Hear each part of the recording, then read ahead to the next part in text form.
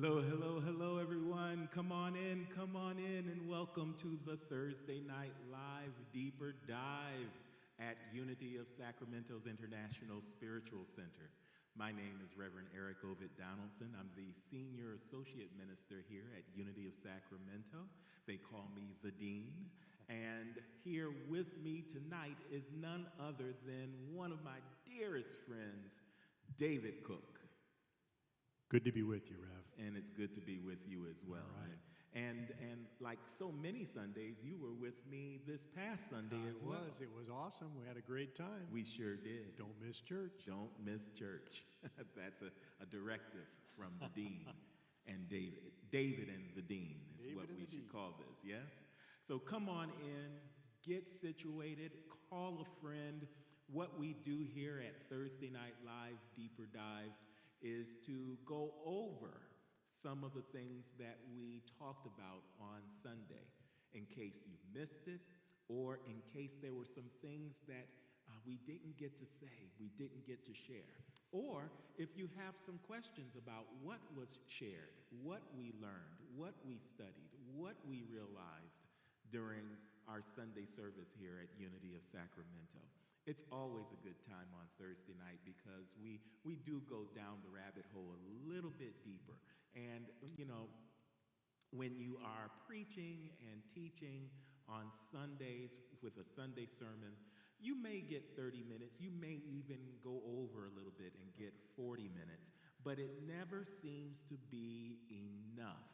And so I personally love Thursday Night Live Deeper Dive because it gives me an opportunity to clarify some of the concepts that we go over on a Sunday. And this Sunday, I needed this. I needed a Thursday Night Live Deeper Dive. I knew right away because one of the other things that happened during a Sunday service is that the Spirit rises in the sanctuary during the service. And that's a pretty amazing situation as well. And so when the Spirit rises, David, just like now, you kind of forget everything. And, you know, everything you practiced, everything you studied, everything you prepared may or may not go out of the window. The Spirit gets to speak. So I just stopped trying to remember, oh, I got to say this, and I got to say that, and maybe if we get to it, I'll say that. All of that is gone. It goes straight from the head to the heart. I think it comes from the heart to the head. Do you? I see you doing it. Yes, yes. But when you're in the room, and you know, I see you. You know, when you're on the pulpit here on the podium, you see these little. It's in your eyes, and it's like, God is taking me someplace different than I had expected. It's like, and then you grin and you say, all right, we're going for it. Yes, absolutely. It's awesome. It's an awesome experience. Good. So you actually see that absolutely happening do. in Absolutely. real time. That's amazing. Well, And I'm not kidding you. You heard it here first. That's what happens. And I get it because I'm experiencing it, but I never know until now what it looks like, you know, in the audience and with the audience and how that expresses itself. So thank you for that. Absolutely. Wow. So are you ready to go? You want to pray in and I think we should pray in. I think that's Okay. a great way to start. All right, let's do that. Let's right. pray in, and then we'll see who's online with us. And, Excellent. And if you're online, while we are praying in, or just before we pray in, or after we pray in, make certain to type your name and where you're from in the chat room. That way, we will know you are with us, and we can shout you out. We always want to recognize you and let you know that your presence is felt here at Unity of Sacramento. And just so you know, that's what we're doing when we're looking down here. We're not ignoring you. We're looking to say who has joined us and make sure that we don't miss out on anyone who's coming to Thursday Night Live with us. Absolutely. Thank you so much for that. Let's pray in. Let's just take a moment to gather our thoughts and to center them, to bring them in alignment with the divine in this moment. We do this by knowing together that there's only one presence and only one power operating in the universe and in our lives today. It's God, it's good, it's omnipotence, it's omniscience, it's everywhere, evenly and completely present. It's omnipresence. And as we come into a realization of this truth, we feel ourselves recentering. We feel ourselves aligning. We feel ourselves atoning, at one-ment with God. And that's the game changer. We take a deep breath and connect with our breath, repossess our breath, and feel this power, and feel this presence. And when we feel it, we come into a realization that all of the busyness of the day can, in this moment, fade away. It can dissolve with ease and grace.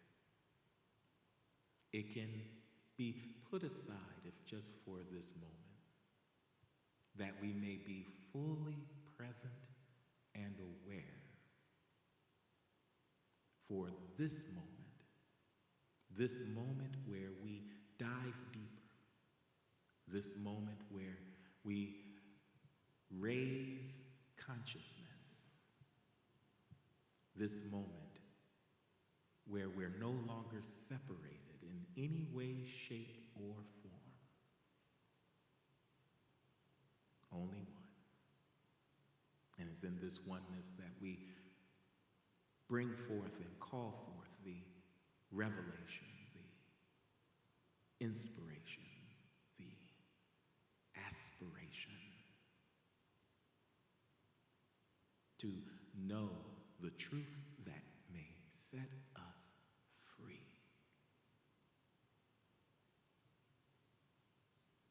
We thank you, God, for this truth. And we thank you in advance for the freedom it brings. Thank you so much, God, for so much. Bless each and every one of us as we go through this wonderful hour of enlightenment. So it is, so we are. Amen and namaste. Namaste. You know, that hour of enlightenment, that could be a good title for a Thursday night deep dive. I'm just saying. These things come to you, you know? It just pours in. It does indeed. It pours in. Hey, we got a few folks with us tonight. All right, who do we have? Well, I have Candy Cook. Hi, Candy. Hey, Candy. It's like I just saw you. We have Marche with us. Marche. And Linda Holt is online. Linda, how Hello, are Linda. you? So good to see you and to have you online today. Indeed. All right, and I have Annette Greenwood online with us. Yes. Hey, Annette. I also have Tyrone Thornton watching. How you doing, Tyrone? And Sherry Evans says, turn the volume up. Turn the volume up. Make certain that Sherry can hear us, everyone. All right. We're working on it, Sherry. We're working on it. All right. And while we work on it, let's start this Thursday Night Live Deeper Dive with something that happened. Talk about the spirit just being in the space. Indeed. I think what we're about to play will be perfect to just transfer that spirit right on over to Thursday night. And this song has been staying with me the entire week. How about you? Oh, yes. And this was, so I was about to say it was unexpected. It's not, it was unexpected in a very positive way because, you know, when when Will performs for us, it's always, when William performs, I mean, it's always a treat, but this was something special. Yes, it was, you know, he always sings very well. He has one of one of the premier voices of the voices of unity and, Yes, and the indeed. expressions of unity. He is a professional singer in many areas. He's been on cruises singing. He's done so much with his beautiful voice. But this past Sunday, something happened. Yes. Something happened, and we saw a transformation that blessed everyone in the building. And we would be remiss if we didn't start tonight. Just like Sunday. Just like Sunday. Here's William Minifield with a musical selection.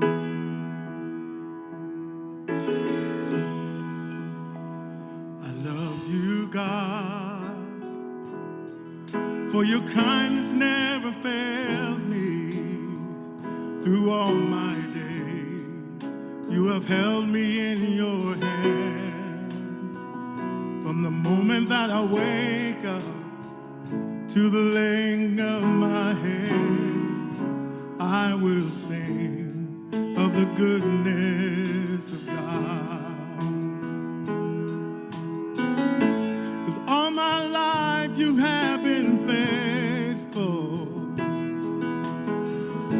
and all my life you have been so, so good.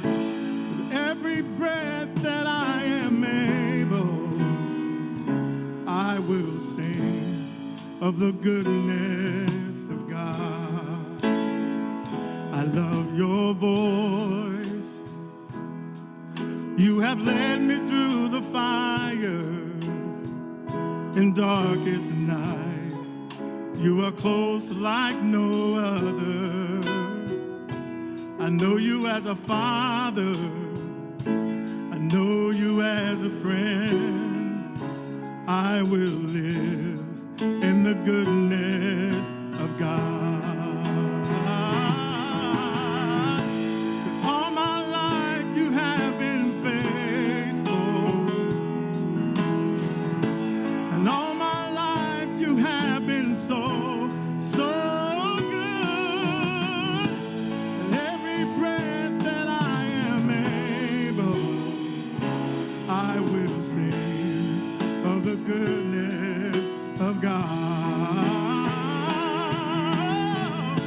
'Cause all my life you have been faithful,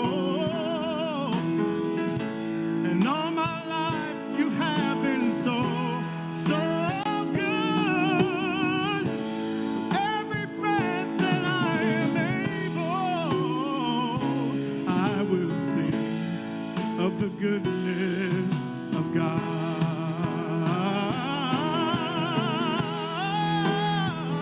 Yeah. Your goodness is running after me. Yes, it is. Yes. Your goodness is running after me. I'm available to your blessing now. I give myself away. Your goodness is running after me.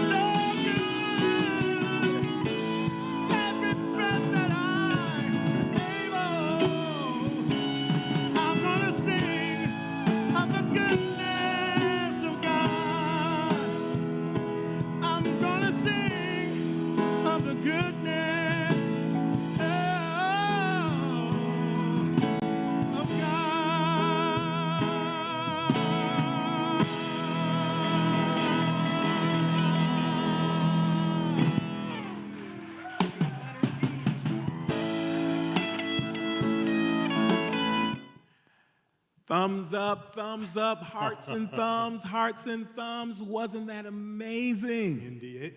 Even this time around, it was amazing. Even this time around, it's amazing. I can feel that even now. Yes. It was amazing on Sunday, but it's amazing now also.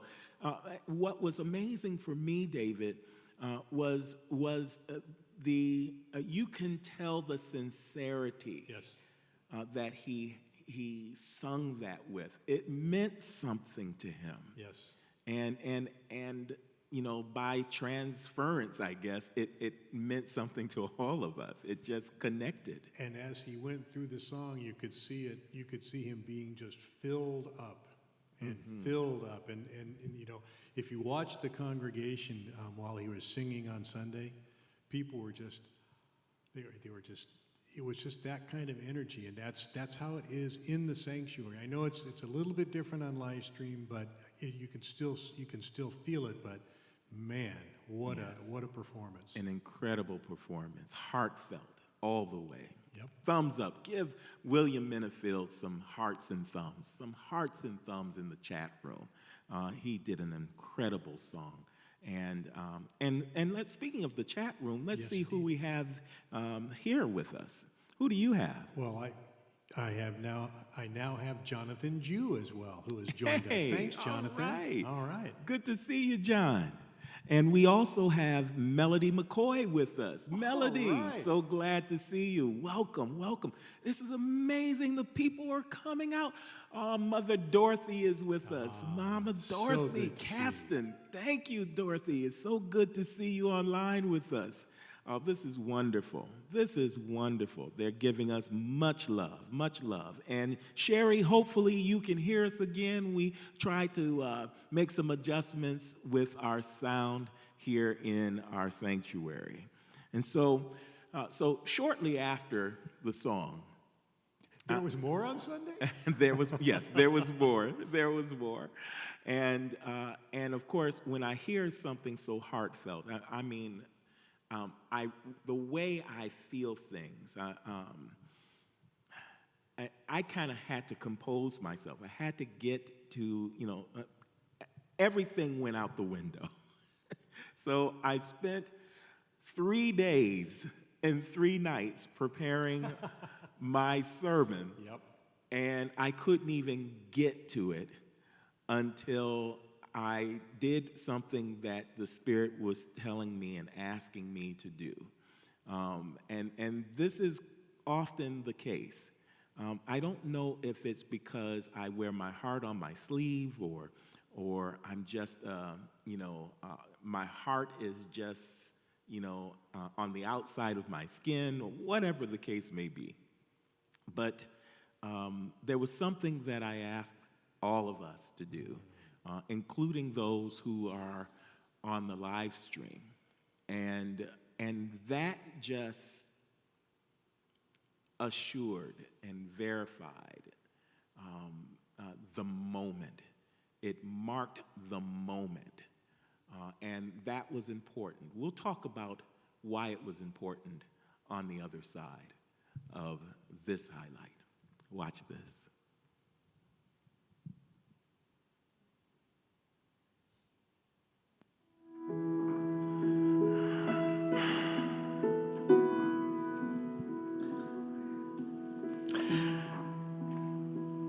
This is why we come to church.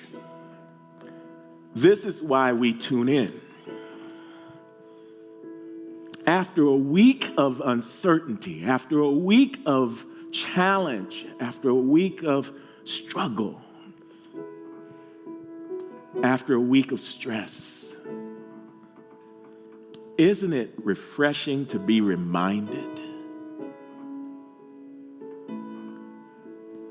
of all, and I mean all, of the wonderful ways that God has blessed us?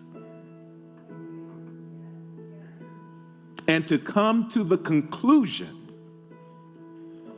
that regardless of what has taken place that doesn't seem to be in my favor, regardless of that, in spite of that, despite that, I will sing. Not just talk about it, I will sing about the goodness of God.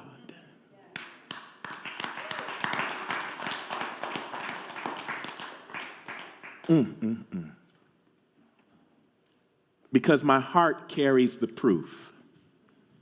I've got the evidence right here. I don't have to look any further. I don't have to judge by appearances. I've got the answer right here. If I just hold to that in God's unchanging hands, as they say, I'm going to be all right. You're going to be all right. We're going to be all right. Look at somebody and say, you're all right. You're all right. It's all right.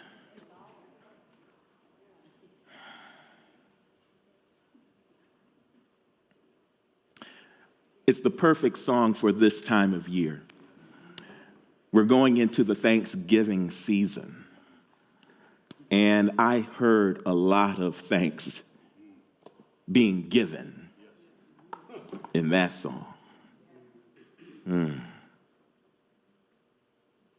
Spirit is telling me to do something because I get it. I know for myself how it can feel going into a holiday season when a loved one may not be present any longer. At least it seems.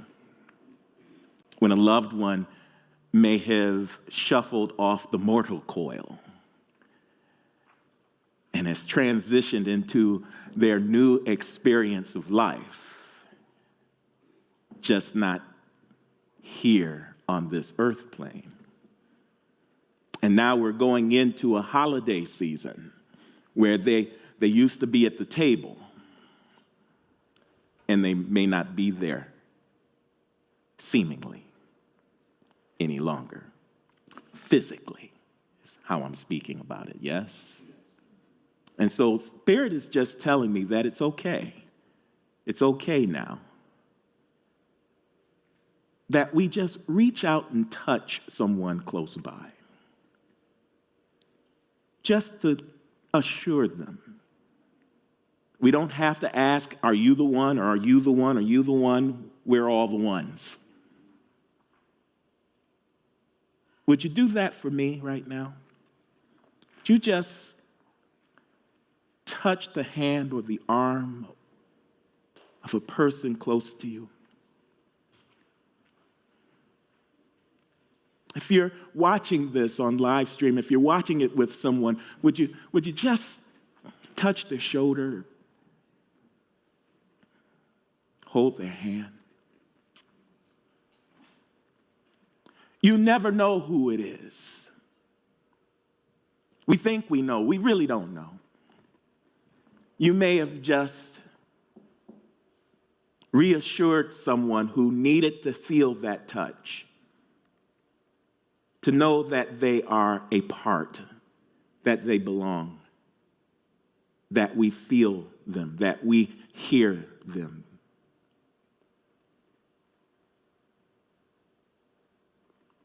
And once again, it's all right. We're going to get through it. We're going to make it through, yes? You know, this is one of my, people are still touching each other. You can stop now. It's okay. All right. You got it. You got it. And or not, continue, if you, will someone come here and touch me, please? I will. You missed yours. Thank you.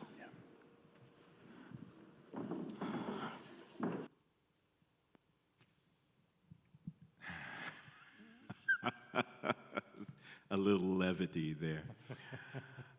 David, what was your experience of that moment?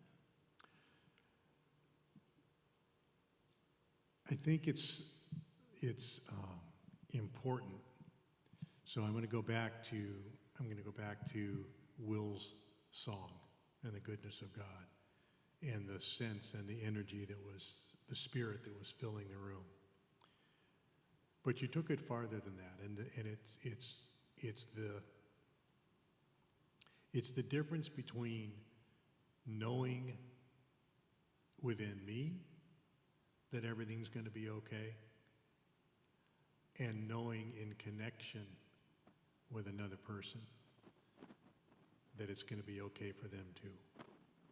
And, you know, I think it's important for us to be reaching out in that way. Because as you said, you never know. You never know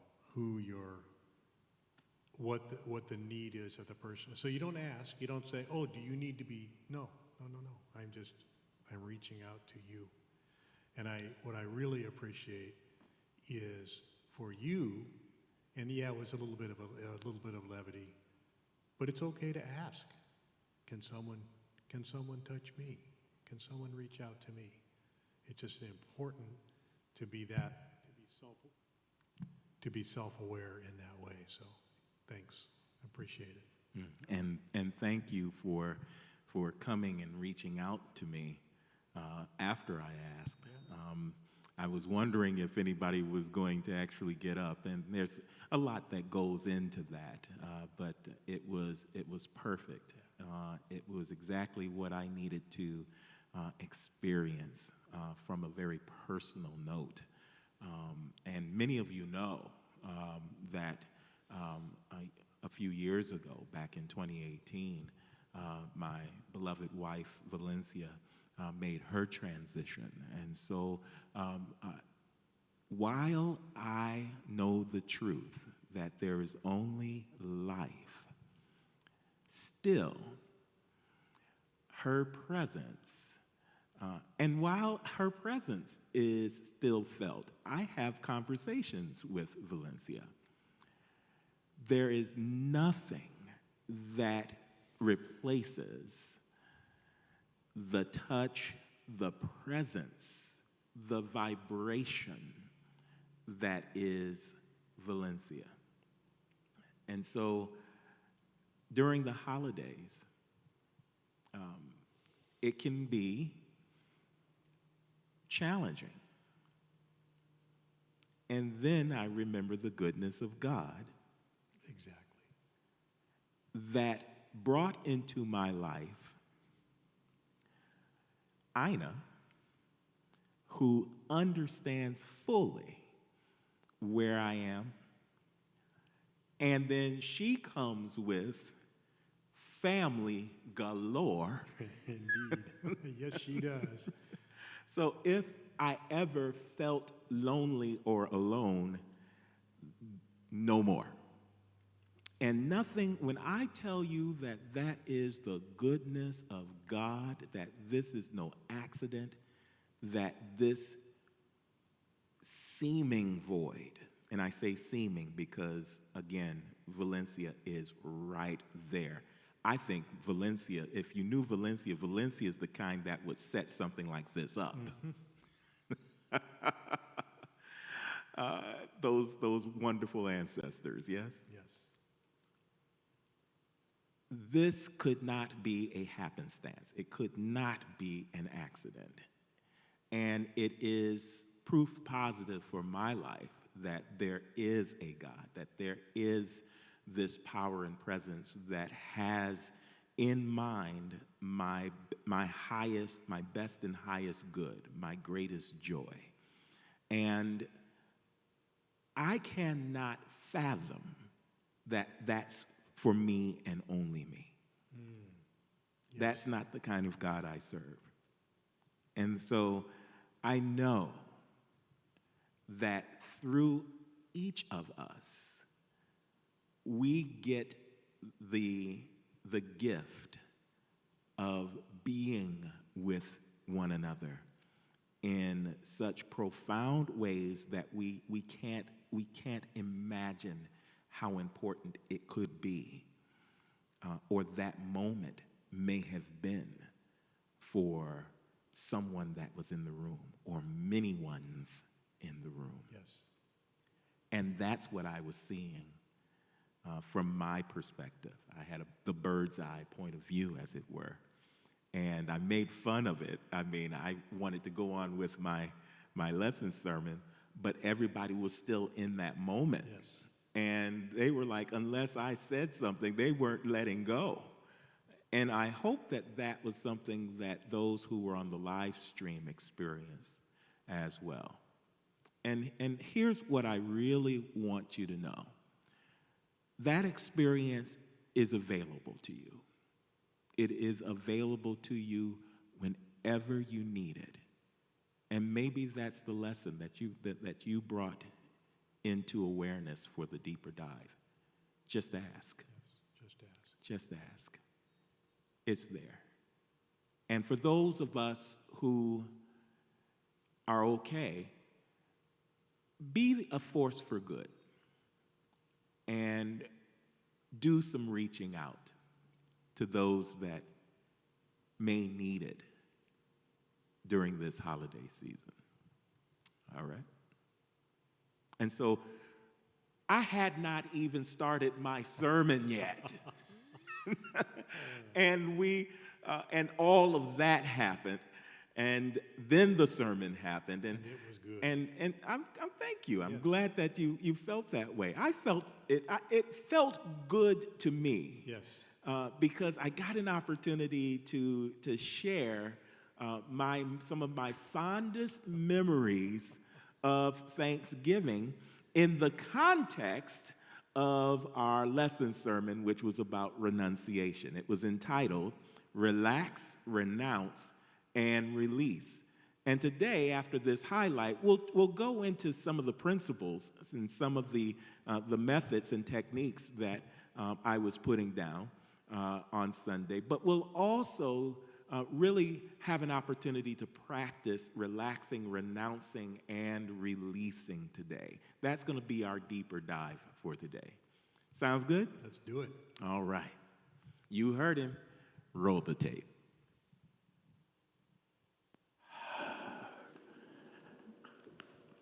Thanksgiving is a powerful and wonderful holiday.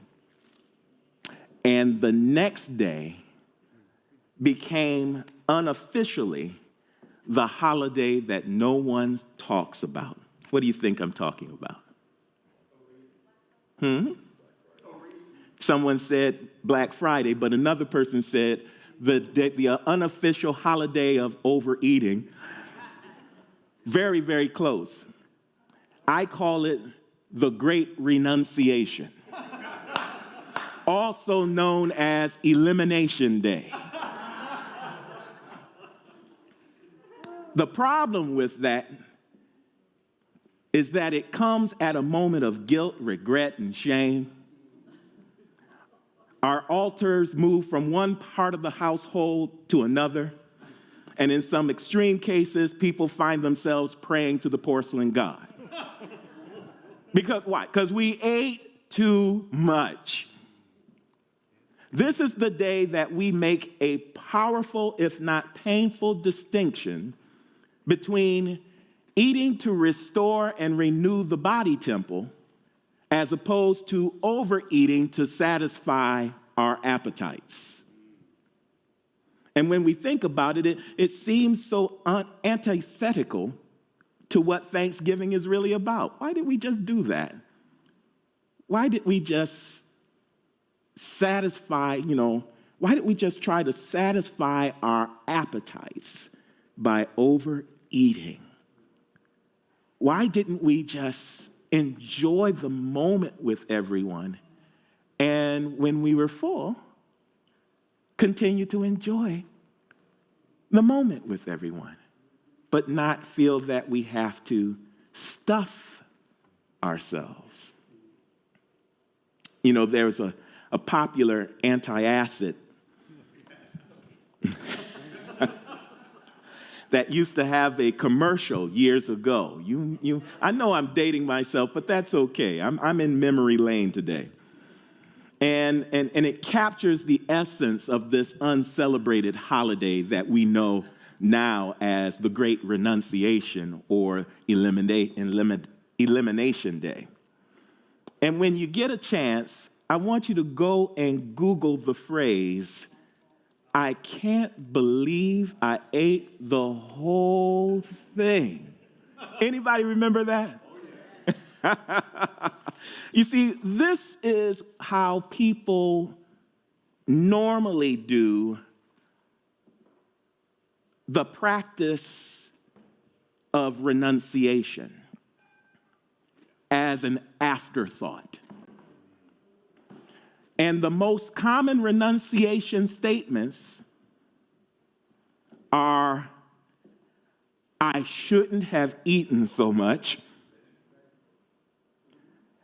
and "never again." Anybody ever say "never again"? Anybody, it was in that moment you were in, what should we call it? I'm trying to keep this do this as diplomatic as possible because that's a skill of mine. Anybody ever find themselves in the reading room, shaking their head and saying, "Never again, never, ever again"? Interestingly enough, that's a renunciation. You are renouncing the mistake that you made by stuffing yourself, but you're doing it after the fact. You're doing it in a moment where you still have to suffer the consequences. And what we teach here in Unity about renunciation is that we have an opportunity to be so conscientious about the powers that we have that we can renounce something and not find ourselves reaping the consequences as a result. You hearing where I'm going with this? And so we have enough memories, we have enough experiences that we can reflect on all of the things that we're thankful for and all of the things that don't align with the good that we have received. We can, before we get to the table, before we get to the next experience that would bring us to the "I can't believe I did that" moment, before that happens, we can renounce it. We can say, "Not this time. Not for me. Thanks, but no thanks." That's a great one. Someone ought to write that down. That is a powerful renunciation. Wow. Thanks, but no thanks. That is what I'm talking about. When we're in that moment, we are aware of our power of renunciation, and we can see down the line that unless we use that power, it could put us in a pickle. Yes. So that's really powerful. How would you describe renunciation? You know, I was thinking about this as I was listening to you there, and as a lifelong Unity student, renunciation has always been something that's been kind of like, it's kind of icky to me. You know, it's like because I didn't grasp the positive power of renunciation. I like equating it with elimination as well. You know, the idea that if no matter what you are doing, good, bad, otherwise, you know, mistaken, you can't have just a one-way flow. Sooner or later, you're filled up, and you cannot make room for anything more unless you are able to eliminate and let go.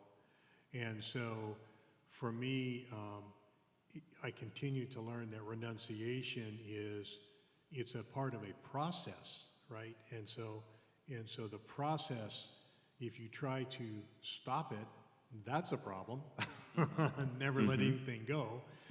Come look at my garage sometime, you'll know what I'm talking about. We've been the stopping point for several generations of family, and that's another story for another time. But the idea of renunciation as, you know, as this part of this process of growth and evolution is really powerful for me. Thank you for that. And I think that a lot of people are right where you are. The way that renunciation is introduced, it seems a little messy and not quite sure how to utilize this power in the right places, in the right moments, and to see where it lies in the process. And so the analogy that we used on Sunday is a great one, because during our Thanksgiving, and I think everyone has had this moment, during our Thanksgiving celebrations, that's the time when it's often hard to push away from the table. It's often hard to stop when we sense that we are fulfilled, that we are full, and if we don't push away from the table and say thanks but no thanks, then it could lead to an over-fulfillment, which is based on really a sense of lack. Yes. That there isn't enough, and therefore I must stock up on all Never get that enough is of this good can't food. get Bring it enough. on, yes. That's what I meant by, satisfying the appetites. The appetites. And I wasn't just speaking of this appetite, but I'm speaking of those other appetites that often come into play in other areas of our lives where we just can't back away. And we find ourselves filled with greed rather than fulfillment. Trying to fill something in our lives with something else because it seems to be missing. Yes. But what often is happening there, David, and I want everybody to hear this, is that we're not paying attention to the signs that are all around us, because nature goes through a wonderful renunciation and appears to do it with ease and grace. And so we see this in our seasons. We see that after summer has brought together bloom and fall has reaped in a harvest, then there's this letting go that takes place all around us, and it's in particular the trees. And we brought that up on Sunday. Yes, indeed. Yeah, so the trees have to let go of the leaves. And you often ask, well, why do they have to let go of something that is so beautiful, something that is so breathtaking, something that we should have it here forever? And the answer is, so that more can come. So that more can come. Go back to the turkey dinner. Go back to the Thanksgiving table. If we don't stop ourselves, what happens? What is there doesn't move. In fact, it gets stuck. We call it what? Constipation. And in other areas of our lives, if we don't allow for things to move out of our lives, then we might experience a spiritual constipation. And the way to get through it is to renounce. So what is a renunciation? What is renouncing? It is simply a letting go of thoughts, of ideas, because that's where it begins. Everything that is around us, everything that is here right now was first an idea in the mind. Everything comes from a spiritual space, a space that is not tangible, that you can't touch, that you can't put your finger on, but it's there. It exists. And It's constantly flowing. And you can tap into it, but it's got to have somewhere to go when it flows. And so oftentimes, it's trying to bless us, this flow, this energy, this intelligence that we can call God, we can call good, we can call anything we want to call it, is just ready to bless us, and it's waiting. It's in queue. It's in queue, and something is stopping it. Something is stopping it. And it's often something that is going on in our minds and in our hearts. And so this is a great time to reflect. This is the process.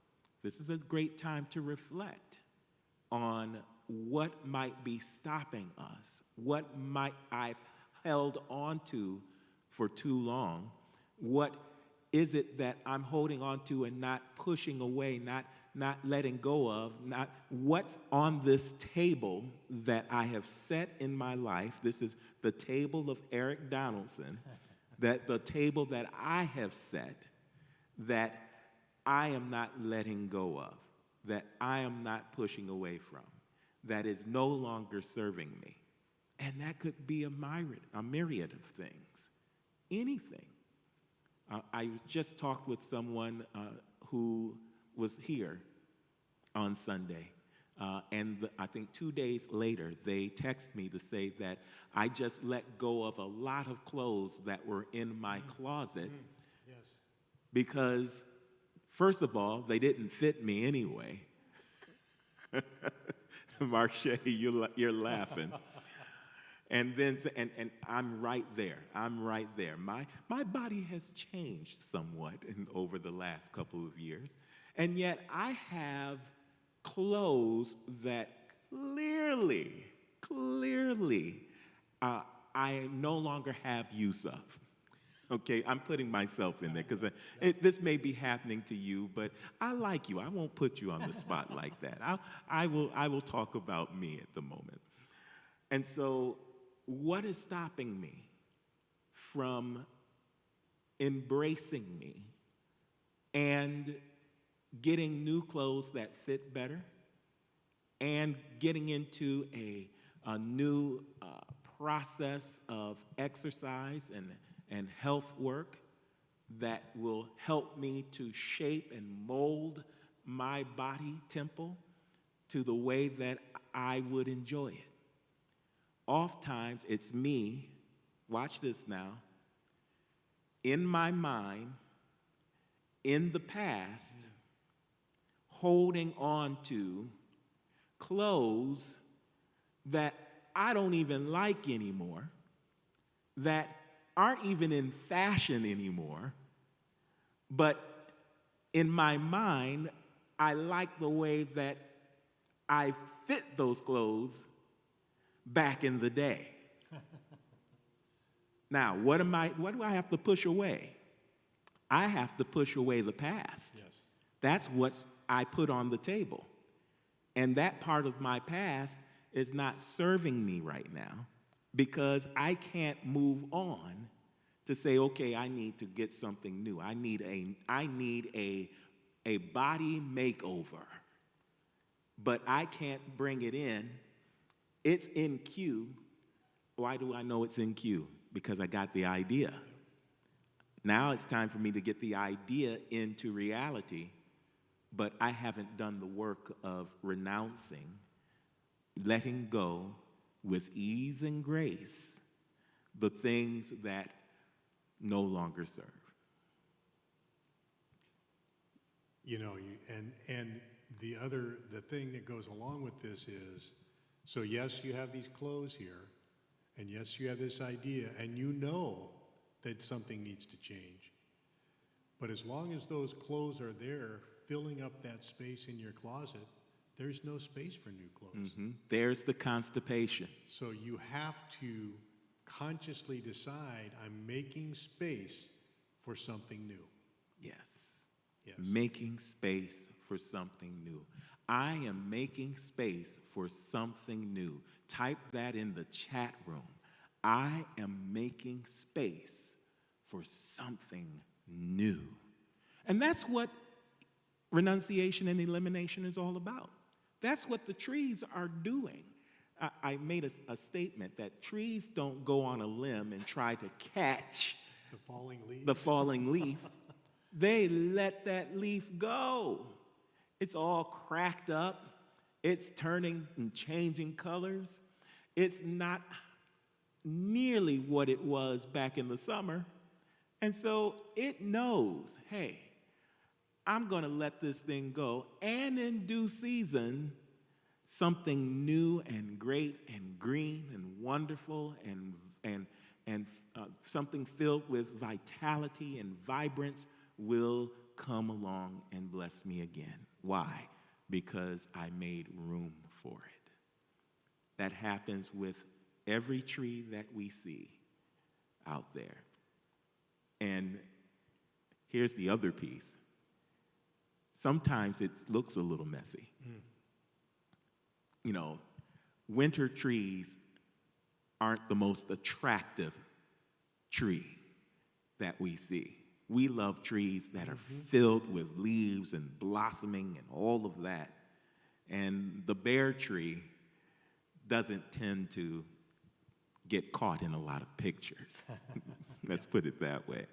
But that's okay. This is the time to let it go so that you can grow, right? Let it go so you can grow. Let it go so you can grow. How about that? That's awesome. And you know, you were speaking earlier, when you started down this, and we've been talking in analogies, and you talked about spiritual constipation, and that blockage or that constipation isn't necessarily an error thought that you have. It is a thought that has gone beyond its purpose or its usefulness in your life. And so, you know, those clothes, as you said, those clothes you had, they fit you great back in the day, and they were all perfect for their time, and their time has passed. And the same with our spiritual, our evolution, right? So we come in, we think, oh man, I feel so good when I come to, you know, when I am in this particular state, and then we forget sometimes that it's okay to keep moving. It's okay to keep flowing. It's okay to go to the next step. But in order to do that, we have to make room. Yes, yes. Something profound happened today. And I wasn't going to bring this up, but Spirit is saying that it's okay. This has nothing to do with politics. It has everything to do with renunciation and leadership. Yes, indeed. You know what I'm talking about. So today, and again, I don't care what your politics are. I just care that you get these principles. Today, Nancy Pelosi decided that she would no longer go for leadership in the House. Yes? Yes. And of course, she's been there for some 20-some years and in leadership role. But she decided that it was time for her to step aside. And by aside, I mean just still present, but moving aside so that something else can grow and move into place and into play. And it was one of the most profound and wonderful things to see from a space of leadership. Yes. And a positive way, a positive spin on renunciation. To be able to leave when it's time to is not always the easiest thing to do. But to be aware enough to know that leaving when it's time does not take anything away, but actually increases the abundance, the prosperity, the recognition, the joy, the love, all of those things. It's something that, quite frankly, a lot of organizations have difficulties with. Yes, they do. Forget politics. I can go to organizations that I've experienced in ministry.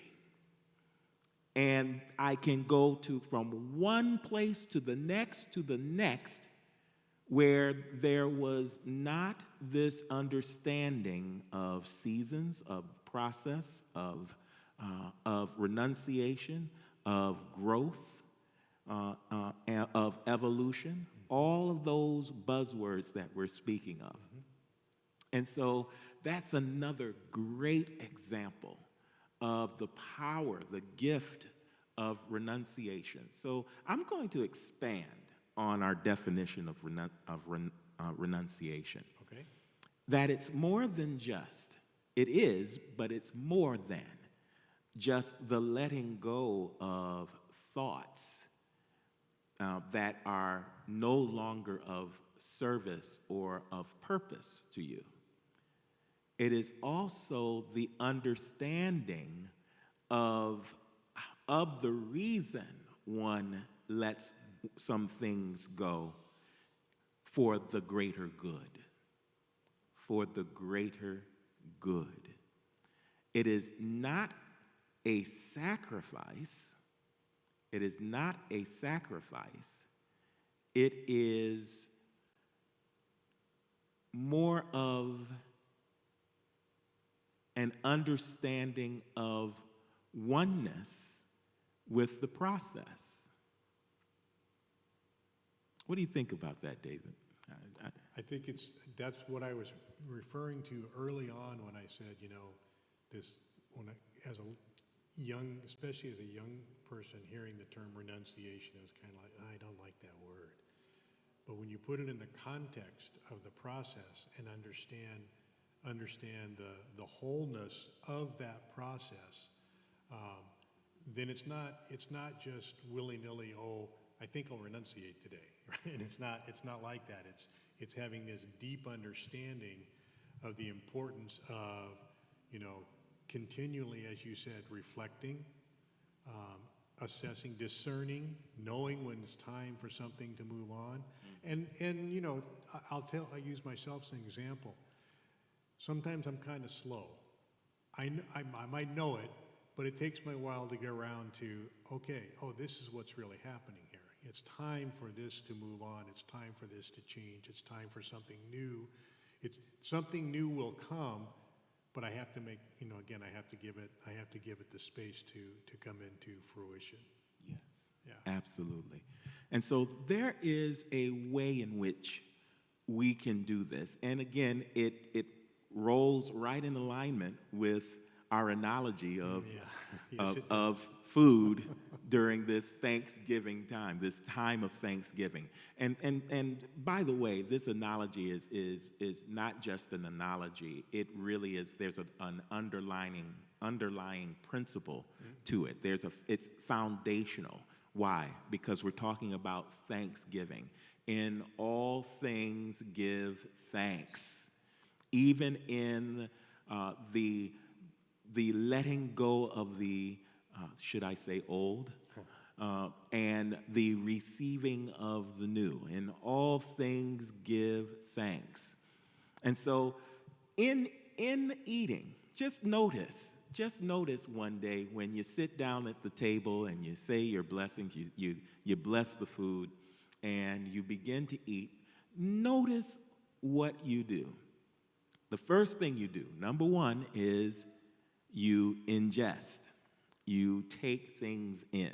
You try things out. You put it in your mouth, okay, so that your taste buds, your palate, can roll it around. You can get the experience of the abundance of what you have just placed in your mouth. And we call that an ingestion, yes? Now, ingestion, if we were to put that in some other area of our lives, that's what we do. Everything is an experience. We experience it with our senses. We experience it with our ears, our eyes, our nose, our taste buds, our touch. We experience it intuitively, instinctively. We experience it emotionally. We experience it spiritually. And we ingest, we take in the experience, yes? All right. It has a place. Amen. I'm so glad it has a place. It has a place. But then what is the next thing that we do? After we ingest, and there's more things that happen, of course, because once we're ingesting, we chew on a thing. Yes? And that is, what are we doing when we are chewing on something? We are working it in our mouths. We are deciding, what is this thing that I've put into my mouth, I've placed into my life? You get that? I do. You look like you want to say something about that. Either that or you're hungry. But I want to be careful. No, I want to, let's go in, because I was thinking of it in a context other than food. Okay? Yes. I'm drawn back to Reverend Dorica's discussion of the live. Yes, yes. Because when we watch the television news, we are absolutely ingesting, and hopefully we're chewing it around and we're seeing, how does that taste? What is that like? I mean, if we're doing this consciously, this is what we're doing. So that's my parallel thread. While you're talking about food, I'm thinking about television news, just as an example.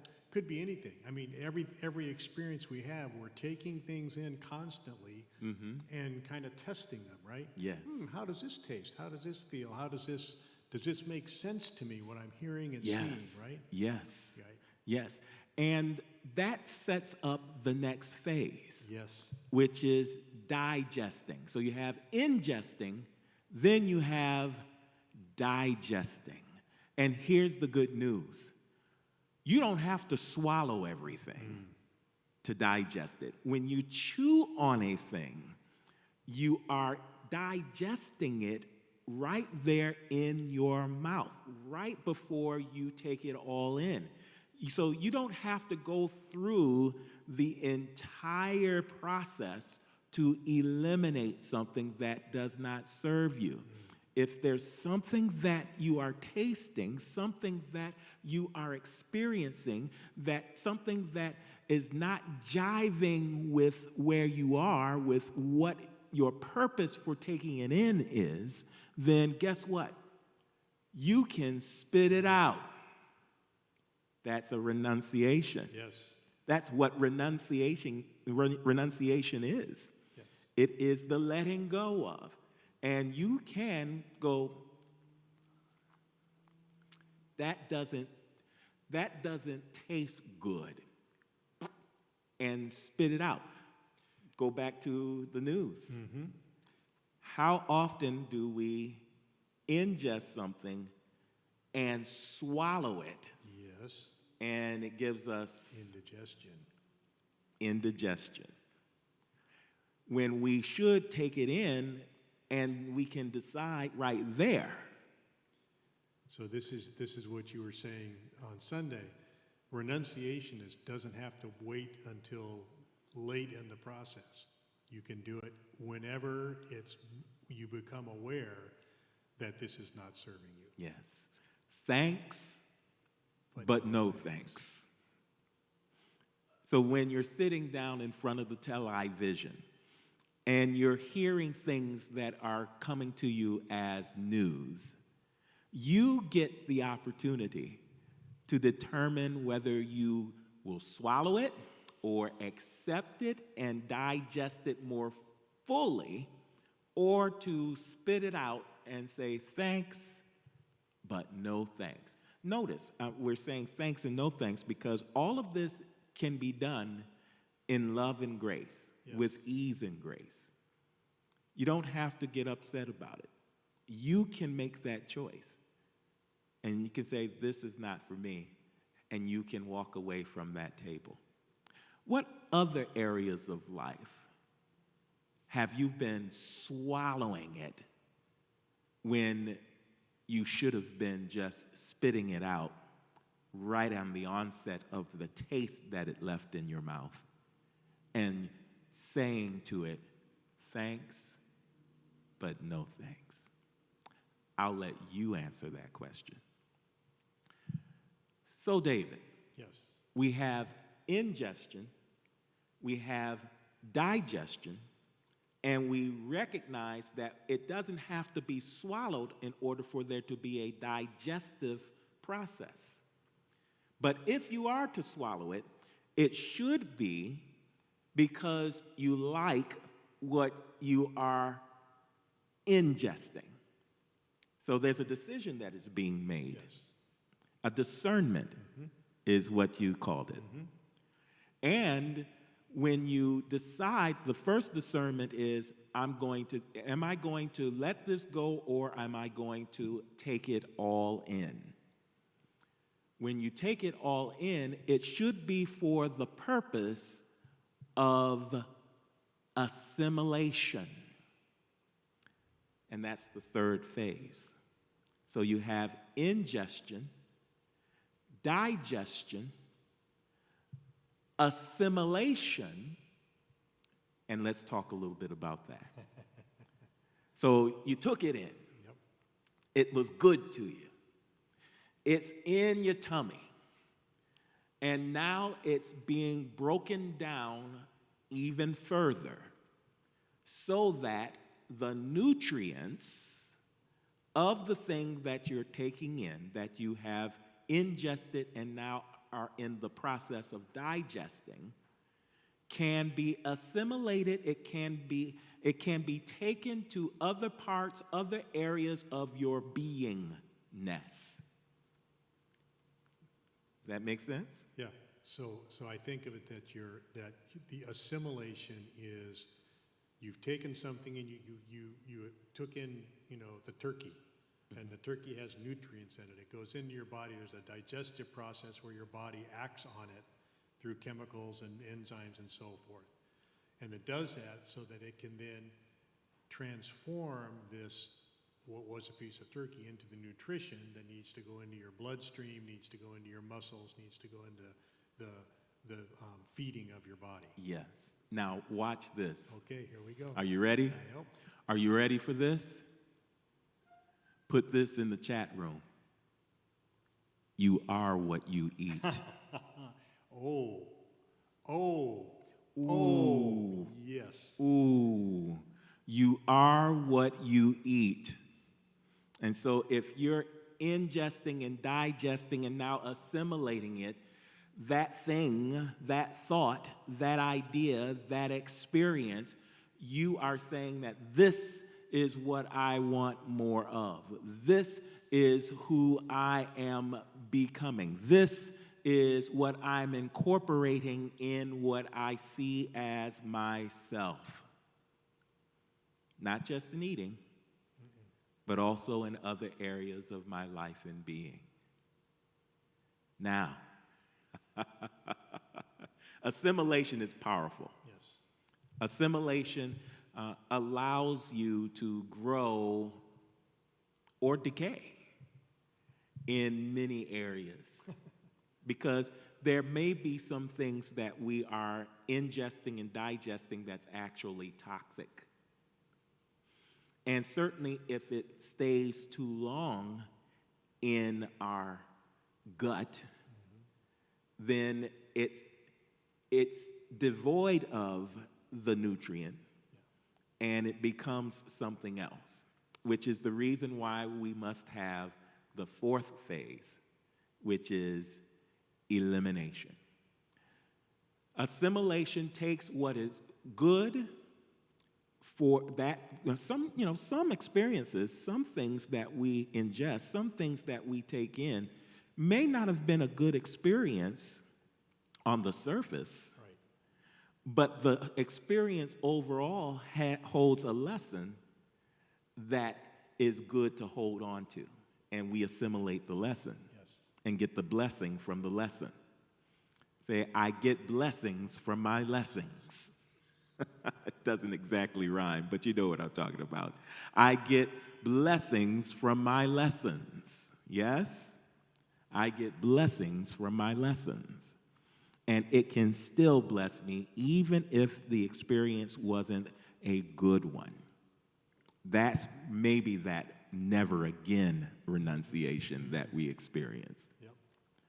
But if we are cognizant from the moment we take something in and chew on it and follow this process in other areas of our lives, when it comes time for the elimination aspect, it will be something that is done with ease and with grace. No indigestion, no constipation. We're willing to lovingly release it and let it go. And as a result, we are open and receptive in that area of life and other areas of life for what is next. To get the full experience, to be present to the next experience. That's what renunciation provides for us. That's what's in it for us. Right. It makes room for more. It makes room for growth. It makes room for the next experience that's waiting for you. It's waiting for you. It's already present. It's already there. We just have to make room. Wow. It's awesome. Ingestion, Digestion assimilation. and elimination. There you go. I hope you got it. Take that. You do it all the time. You do it unconsciously. The goal here is to do it consciously. To be aware of what we are doing, what we're saying, who we're being in each moment, what we're taking in, what we are accepting, and what we are rejecting. And to do it all in love and in thanksgiving. Is it time to take an offering? Almost. All right. I just thought of one more thing. Yes. Because, so we talk about this ingesting, digesting, assimilation, elimination, right? But the best part that, go back to your clothes. The best part about making space by getting rid of those clothes, it's exciting to think what's going to come next? What is going to fill this space that I have now created, Mm-hmm. So it's not the end of the process, it's just the step before the next ingestion, digest. You know what I'm saying? That's it. It's circular. It's circular. Yeah. That's powerful. Yeah. Did you get that? And so this isn't a linear process. This is something that is cyclical, just like the seasons. There's growth and unfoldment, and then there is a process of love and release, and then there is a moment of preparation for what is next. Wow. Excellent. I'm glad I came tonight. I am too. I am too. Did that help you out? I hope so. Because if you put this to use, if you're thoughtful about it, maybe it's still a little bit heady. That's okay. Just take a day. Say, today is going to be my day of renunciation. And from the moment you wake up to the moment you go to sleep on that one day, attempt to be as aware and awake to how you process the things that go on in your life. And use the template that we just shared of ingesting, digesting, assimilation, and elimination. All right. right. Now I'm ready for the offering. You heard the man. And so I'm glad you're here. Thank you for coming. And continue to come back and to bring someone, because this is the kind of teachings that we do all the time here at Unity of Sacramento.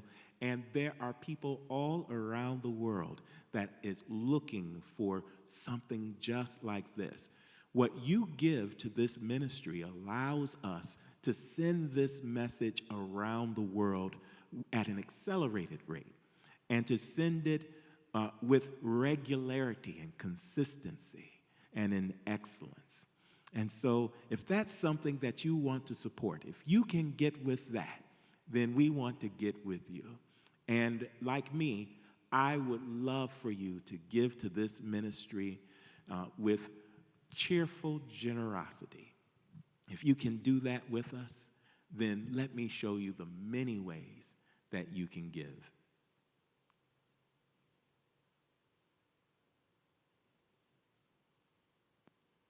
Visit our website at www.unityofsacramento.com.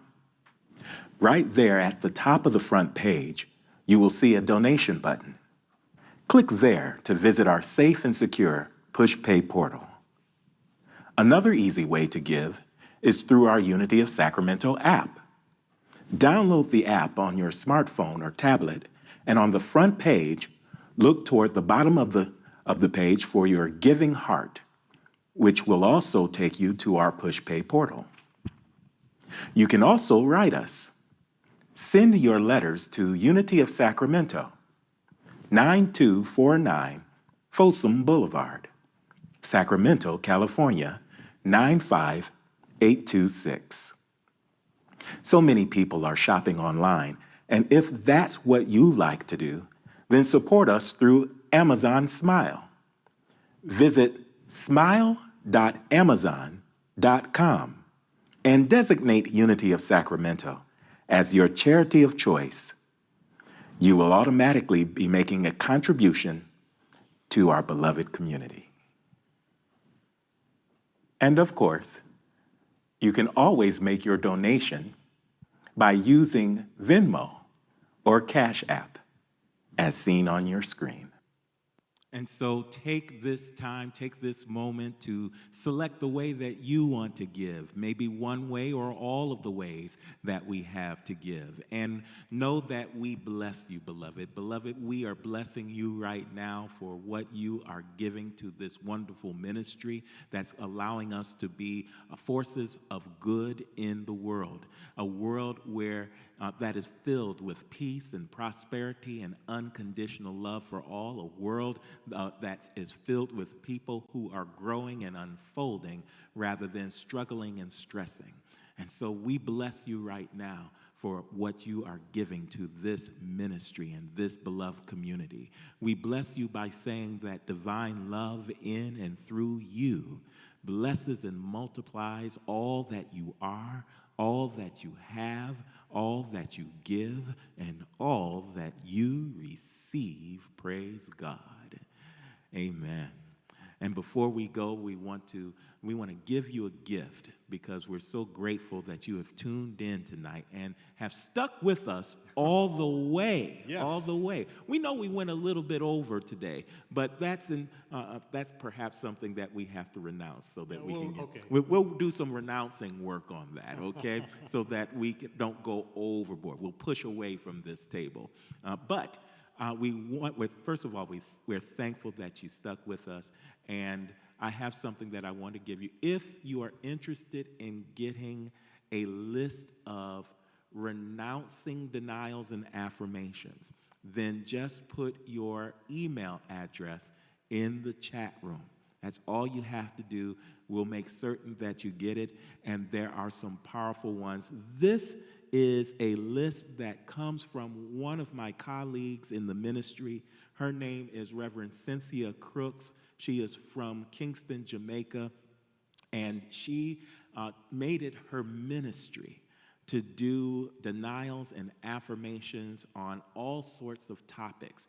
And this is just one of the topics that she did a phenomenal job with. So we're going to have a little bit of fun with this for just the next 60 seconds, and then we'll pray out and let you go on with your evening. And so, David, I want you to choose 3 numbers between 1 and 30. Okay. What's your first number? 5. 5. Renunciation number 5 says, today I let go and release all concerns about my finances and allow the Spirit of God to control my financial affairs. I am at peace and totally satisfied. What's your next number? The number 8. The number 8. Today, I relax in the loving presence of God and reassure myself of the truth. There are no limitations in God. I will always have more than enough to share. And what's your final number? 16. 16. I release and let go of all seeming difficulties to God's perfect will. I am now completely free of anxiety. I give thanks that my needs are met and my desires are fulfilled. And just one for good measure, my favorite, number 27, I let go of the mistakes of the past, the concerns of the present, and the fears of the future. I place everyone in God's love, mercy, and grace.